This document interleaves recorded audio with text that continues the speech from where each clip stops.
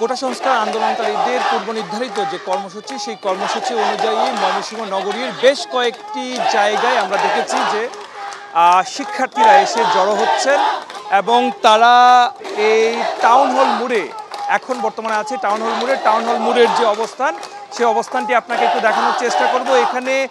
আশপাশ থেকেও প্রচুর কলেজের শিক্ষার্থীরা কিন্তু এখানে এসেছেন, প্রচুর মেয়ে শিক্ষার্থীও এখানে এসেছেন এবং প্রত্যেকে আসলে স্লোগান দিচ্ছেন এবং এইখানে যেন কোনো ধরনের অনাকাঙ্ক্ষিত পরিস্থিতি না ঘটে এবং কোনো পরিবেশ যেন সৃষ্টি না হয়, তার জন্য প্রচুর সংখ্যক আইন শৃঙ্খলা রক্ষাকারী বাহিনীর সদস্যদের উপস্থিতি আমরা এখানে দেখেছি। আমরা দেখেছি যে কিছুক্ষণ আগে যারা এখানে বিভিন্ন দাবি নিয়ে যারা এই আন্দোলনে যোগ দিচ্ছেন তাদেরকে থানা পুলিশের পক্ষ থেকে, আইন শৃঙ্খলা বাহিনীর পক্ষ থেকে বলা হচ্ছে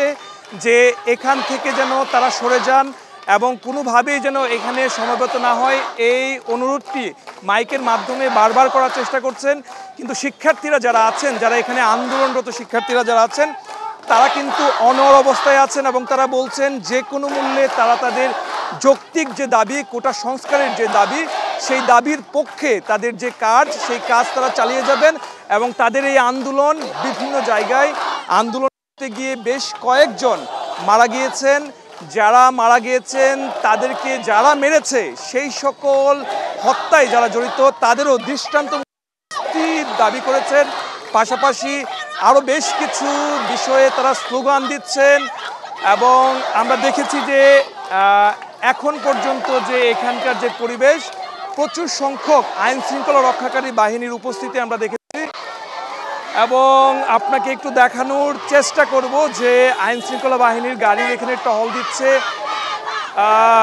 এবং স্টুডেন্টরা যারা আছেন তারা তাদের মতো করে আন্দোলন করার সর্বোচ্চ যে চেষ্টা, সেই চেষ্টা চালিয়ে যাচ্ছেন। যদিও পরবর্তীতে কি পরিস্থিতি দাঁড়ায় এবং আমরা এখন পর্যন্ত ছাত্রলীগের কোনো নেতাকর্মীকে এইদিকে অন্ততপক্ষে আসতে দেখিনি। তবে যতটুকু আমাদের কাছে খবর আছে যে আজকের যে এই শাটডাউনের যে কর্মসূচি, সেই কর্মসূচিটি সফল করার জন্য তারা সর্বাত্মকভাবে যে সকল ছাত্ররা আছেন তারা কিন্তু মাঠে নেমেছেন।